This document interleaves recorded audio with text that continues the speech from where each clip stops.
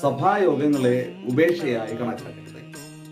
പലരും എന്തിന് പള്ളിയിൽ പോകണം, എന്തിന് ദൈവത്തെ ആരാധിക്കണം, വീട്ടിലിരുന്ന് ആരാധിച്ച പോലെ കൂട്ടായ്മ ആചരിക്കേണ്ടത് ആവശ്യമുണ്ട് എന്നൊക്കെയുള്ള ചോദ്യങ്ങൾ ഉന്നയിക്കാറുണ്ട്. വചനം ഓർമ്മപ്പെടുത്തുന്നത് ക്രിസ്തു ക്രൂശിൽ ചിന്തിയ രക്തത്താൽ സ്ഥാപിതമായതാണ്, യേശു വിലമുടക്കി സ്ഥാപിച്ചതാണ് സഭ. ആ സഭയിലൂടെ ദൈവത്തിന്റെ ഇഷ്ടങ്ങൾ നടപ്പിലാകുന്നുണ്ട്.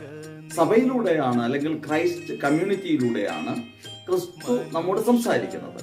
ആയതിനാൽ ദയവ് ചെയ്ത് കൂട്ടായ്മയെ നഷ്ടമാക്കി കളയരുതേ. ആ ഫെലോഷിപ്പ് നമ്മെ അനുഗ്രഹത്തിലേക്ക് നയിക്കും, ദൈവവുമായുള്ള ബന്ധത്തിൽ നിലനിൽക്കുവാൻ നമ്മെ പ്രാപ്തിപ്പെടുത്തും.